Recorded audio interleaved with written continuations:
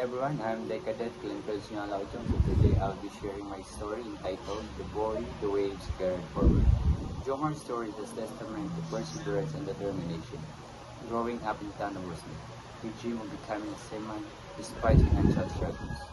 With the captain's help, he pursued his passion, faced setbacks, and overcame a serious injury. Today, he's a captain, living his dream. He proves that with hard work and determination, anything is possible. His journey inspires others to chase their dreams, no matter the obstacles. The theme is about never giving up, showcasing resilience and determination in chasing one dream despite adversity.